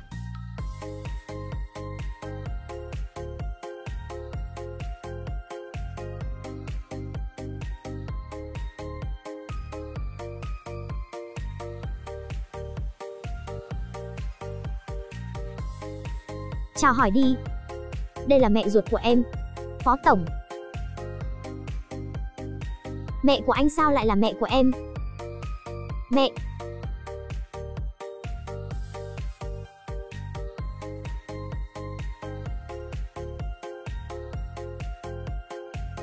Nhất định là có nhầm lẫn, không phải như bây giờ. Không ngờ người ngăn cản cô kết hôn với Subin lại chính là người mẹ ruột đã bỏ rơi cô. Dưới sự chứng kiến của anh thì bà hoang mang mà chạy đi. Miri vẫn còn hoang mang. Trong lúc hai người nói chuyện thì anh đã kể ra chuyện tình của bố anh và mẹ kế. Miri không có cách nào tha thứ cho bà, là một người phụ nữ. Tại sao bà vì theo đuổi tình yêu mà bỏ rơi con của mình? Anh nói thật ra bà ấy cũng có nỗi khổ riêng, năm đó còn có sức ép của bà nội. Hơn nữa bố anh cũng nghe ngóng được cô sống rất tốt nên vẫn luôn hối hận, không tìm lại cô sớm hơn. Bây giờ mẹ kế nghĩ lại cũng thấy hối hận vô cùng. Khi Subin nói anh biết hết sự dối trá của cô, nhưng vẫn không ngừng có tình cảm với cô. Sau đó Subin đưa cô về nhà. Về đến nhà thì cô liền thấy Mi Ưng. Anh nói với cô, anh sẽ xử lý mọi chuyện, chỉ cần cô phối hợp với anh đúng một chuyện. Trong lúc cảnh sát hỏi thì cứ nói hết mọi chuyện là do anh làm. Cô là nhận lệnh của anh, nên mọi lời nói dối của cô trước giờ đều không tồn tại. Đây đều là những lời anh đã nói rằng sẽ đưa cô về như ban đầu. Anh nói được làm được, anh vẫn luôn yêu cô. Lúc này cô cũng bắt đầu thấy có lỗi với Mi Ưng. Về đến nhà cô cầm lấy dây chuyền và nhớ đến những ngày tháng sống hạnh phúc bên anh. Nhưng cô lại nhớ đến mẹ của mình. Nếu như không phải bà đã bỏ rơi cô, thì cô sẽ không khiến cô bị mất đi cả danh vọng lẫn tình yêu. Nghĩ đến đó cô lập tức ném dây chuyền lúc nhỏ bà tặng vào thùng rác. Lúc này trên TV và báo đã phát các tin tức liên quan đến quá khứ của Miri và cả chuyện phó tổng của tập đoàn là mẹ ruột của cô. Chunjin sau khi biết tin lập tức báo cho Subin để nghĩ cách giải quyết. Sau khi đọc được tin thì bà vô cùng tức giận và yêu cầu trợ lý mau chóng giải quyết. Bà muốn dừng hết các trang đang phát sóng tin tức này. Chủ tịch sau đó cũng đến công ty để gặp vợ, ở đây vẫn đứng đầy phóng viên. Trong lúc hai người nói chuyện thì bà cũng tức giận vì chuyện ông đã giấu lúc đó. Năm đó vì để giữ vợ, mà rõ ràng ông biết cuộc sống nhận nuôi của Miji vô cùng không tốt, nhưng lại nói dối bà là sống rất tốt. Thêm sự ngăn cản của mẹ chồng, nên năm đó bà cũng không đến tìm lại Miji. Bây giờ cuộc sống của cô bị đảo lộn như thế khiến ông cũng thấy rất tự trách. Bà không chấp nhận nổi vì lợi ích của công ty mà làm như thế với con mình, nên bà đề nghị ly hôn với chủ tịch. Hôm nay tôi đã không còn mặt mũi nhìn nó. Lúc này trợ lý đến báo rằng đã tìm được người tung ảnh của Miji lên. Nhớ lại hôm đó bà đã dùng những bức ảnh đó để sỉ nhục cô. Bà không thể chấp nhận nổi chuyện mình đã làm nên kích động đến nỗi ngã ra đất. Sau đó bà liền được đưa tới bệnh viện. Hisu đến nói với Miri, nhưng cô không có cách nào chấp nhận người mẹ này nên không muốn đến thăm bà. Với tin tức không ngừng chuyển đi, thì người đàn ông lập tức đến công ty đòi gặp Subin. Đối diện với phóng viên thì ông chủ như một tên điên. Ông đối với cô cũng xem như có tình có nghĩa. Với các tin tức liên quan đến cô thì ông không thể chấp nhận nổi. Subin mặc dù nói yêu cô nhưng anh lại suy nghĩ giống Giang Mi Ưng. Anh muốn cho cô quay về vạch xuất phát, nhưng ông không hiểu. Ông chỉ muốn bảo vệ cô. Hôm sau cảnh sát đã đến bắt Giang Mi Ưng. Mà ở nhà Miri lúc này ông chủ lại tìm đến. Ông ta không nói năng gì mà lập tức đi đến lấy vali và thu dọn đồ đạc. Cô lập tức đẩy vali xuống dưới và nói chuyện với ông. Hôm nay tôi sẽ đưa cô quay trở về Nhật Bản. Cô nghe xong thì liền bật khóc và nói, mình nhất định sẽ không quay về cái nơi đã hủy hoại cuộc sống của cô. Sau đó, cô cầu xin ông hãy tha cho mình. Lần này ông không hề gượng ép cô, nhưng mấy hôm sau khi cô và Hisu đang trong nhà nói chuyện thì có tiếng chuông cửa. Cô vừa mở cửa ra thì lập tức bị người đàn ông kéo một phát ra ngoài. Ông làm cái gì vậy? Tôi không thể nhìn cô đi vào tù. Ông chủ không để cô có cơ hội giải thích rồi kéo cô nhét vào trong xe, rồi nhanh chóng chạy đi giữa đám người. Hisu lập tức về nhà và gọi điện thoại cho Subin. Anh lái xe đi tìm Miri. Qua sự giúp đỡ của trợ lý thì anh đã biết vị trí của họ. Bên này hai người cũng đã đi đến địa điểm. Ông xuống xe và kéo theo cô chạy về phía biển. Lúc chuẩn bị lên tới thuyền thì cô lập tức cắn vào tay ông một cái, sau đó liều mạng chạy quay về. Lúc này vừa hay anh cũng tới nơi. Trong lúc ông đang kéo cô quay trở lại về tàu thì Subin đã đi lên phía trước và đấm cho ông một cái. Sau đó hai người bắt đầu đánh nhau. Miri không muốn làm to chuyện nhưng không thể nào mà ngăn cản được hai người họ. Vì thế cô lập tức nhặt chiếc liềm ở bên cạnh thuyền lên và uy hiếp hai người họ phải dừng tay. Lúc này một đoàn xe cảnh sát đi tới. Người đàn ông cảnh cáo cô, nếu không nhanh lên thì sẽ muộn mất. Hai bên vô cùng căng thẳng. Khi cô vừa định đi lên phía trước thì lại vô tình ngã xuống biển. Miri. Subin mặc dù không biết bơi nhưng vẫn cố gắng nhảy xuống và cứu được Miri lên. Lúc này anh mới biết được mình đã thực sự yêu Miri. Anh thì không sao, nhưng Miri thì phải nhập viện trong trạng thái hôn mê. Thông qua các phóng viên, mẹ ruột nhận được tin tức thì lại lập tức bị dọa sợ đến ngất đi, nhưng bà vẫn không có dũng khí đến gặp cô. Giang Mi Ưng sau khi biết tin cũng liền đi tới. Hisu nhận được tin cũng lập tức chạy tới bệnh viện. Lúc này Subin vẫn luôn bên cạnh cô, nên ông chủ cũ cũng không dám đi tới. Thật ra tình yêu của ông không hề kém cạnh ai, chỉ là phương thức và cách tiếp cận của ông không giống người khác. Miri à, quá khứ từng làm gái tiếp rượu ác mộng, nhưng tôi lại thích dáng vẻ đó của cô, đừng đem nó trở thành hồi ức đáng sợ nữa. Lúc này ông vừa lấy ra chiếc sáo mà cô từng sử dụng và nhớ lại hình ảnh cô của vài năm trước.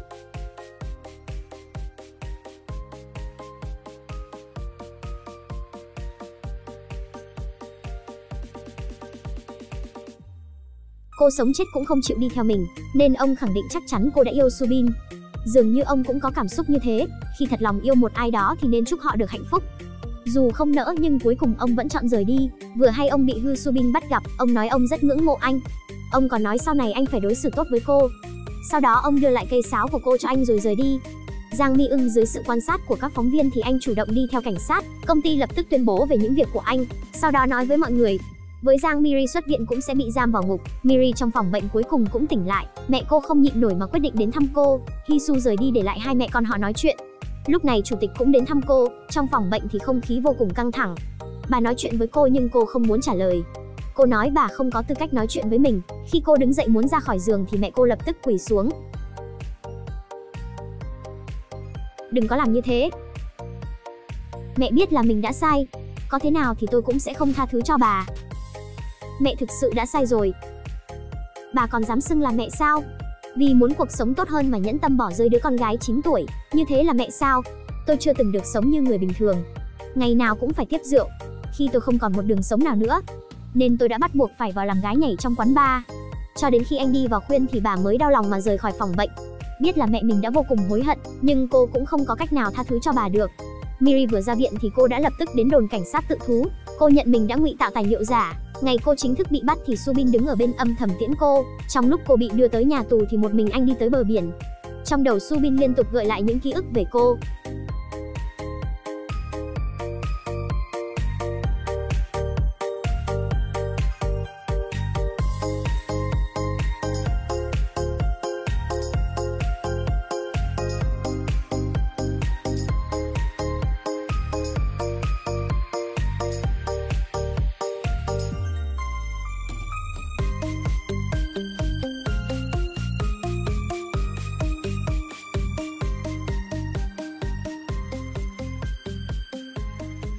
Một năm sau, Giang Mi Ưng tới làm bác sĩ ở trong một viện dưỡng lão. Miri cũng đã thay đổi và ra tù. Cô với Hisu vẫn luôn là bạn tốt. Chủ tịch muốn đưa hai mẹ con họ sang nước ngoài để họ quên đi quá khứ đau buồn. Ông hy vọng họ có thể bắt đầu một cuộc sống mới. Nhưng đến ngày bay thì bà lại không thấy Miri đâu. Cô đã chọn lựa ở lại. Cô muốn ngã ở đâu thì đứng lên ở đó. Cuối cùng cô cũng chọn lựa tha thứ cho mẹ mình. Bà trên máy bay sau khi biết con gái đã tha thứ cho mình thì rơi những giọt nước mắt cảm động. Đoạn kết phim thì hai người cách nhau rất gần, nhưng đạo diễn không cho bọn họ được gặp nhau mà để cho bọn họ lướt qua nhau. Yêu thương bản thân, yêu thương những người ở bên cạnh mình. Cái kết của bộ phim này có đúng với mong muốn của bạn không? Bạn nhìn nhận thế nào về mối quan hệ của nữ chính với ba người đàn ông trong phim? Cảm ơn các bạn đã luôn theo dõi và ủng hộ. Hẹn gặp lại ở bộ phim tiếp theo.